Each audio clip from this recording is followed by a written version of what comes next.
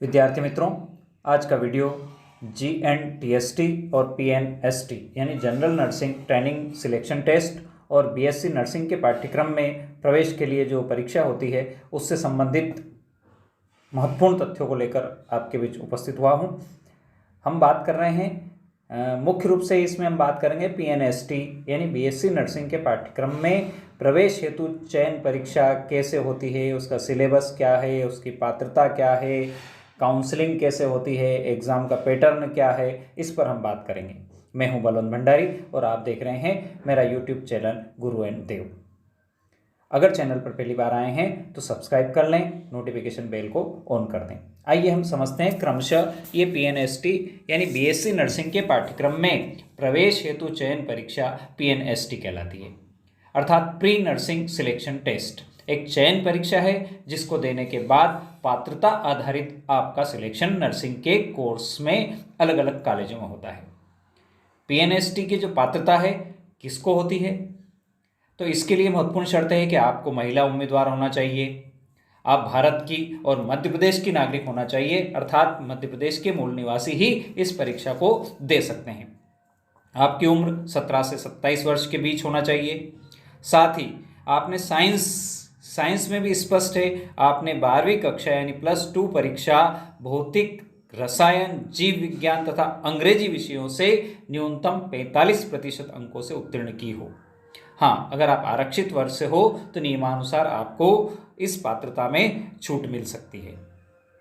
शुल्क की हम बात करें तो लगभग सामान्य वर्ग के यानी अनारक्षित उम्मीदवारों को 400 से 500 रुपये के लगभग परीक्षा शुल्क देना होता है। आरक्षित वर्ग के छात्रों के लिए ये शुल्क लगभग 200 से 300 रुपये के बीच होता है।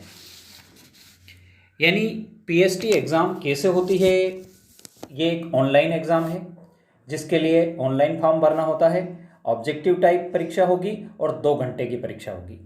इस 2 घंटे में आपसे 150 प्रश्न पूछे जाएंगे, अर्थात रसायन विज्ञान, भौतिकी, बॉटनी, जूलॉजी तथा अंग्रेजी के 30-30 प्रश्न यानी पांचों भागों से 30-30 प्रश्न यानी 150 प्रश्न पूछे जाएंगे।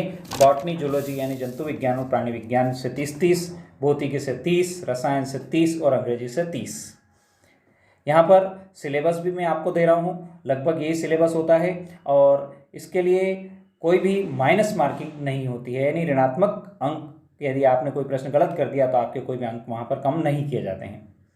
फॉर्म के लिए या किसी भी प्रकार की आपकी कोई क्यूरी हो तो इसके लिए आपको www.peb.mp.gov.in पर संपर्क करना चाहिए। इस वेबसाइट पर जाकर अपने आप को अपडेट करते रहना चाहिए। परीक्षा की तैयारी कैसे करें, तो आपको सबसे महत्वपूर्ण तथ्यों पर ध्यान देना है कि इसका सिलेबस क्या है, प्रश्न पत्र का प्रारूप कैसा होता है, विगत वर्षों में प्रश्न कैसे पूछे गए थे, यानी पिछले वर्षों के प्रश्न पत्रों को आप इकट्ठा करें, उनको समझें, किस स्तर के प्रश्न पूछे जाते हैं। एग्ज़ाम की ऑफिशियल साइट पर जाकर इन सब चीज़ों को आप वहाँ से देख सकते हैं। बाज़ार में कई प्रकार की किताबें उपलब्ध हैं जहाँ पर पुराने प्रश्न पत्रों का सॉल्व सहित आपको सॉल्यूशन मिलता है, अर्थात उनको देखकर समझकर आपको आने वाली परीक्षा की हम तैयारी कर सकते हैं। साधारणतः फॉर्म कब भरे जाते हैं, तो ये अप्रैल-मई महीने में इनके फॉर्म भरे जाते हैं। आधिकारिक वेबसाइट पर आप लगातार संपर्क करते रहें ताकि आपको पता लगे कि ये फॉर्म कब आने हैं। साधारणतः एग्ज़ाम जून माह में या जुलाई माह में संपन्न हो जाती है। रिजल्ट भी जून जुलाई में ही इसका आ जाता है। एक प्रश्न अक्सर ये पूछा जाता है कि क्या जो एग्ज़ाम्स है PNST क्या नीट से ही होगी।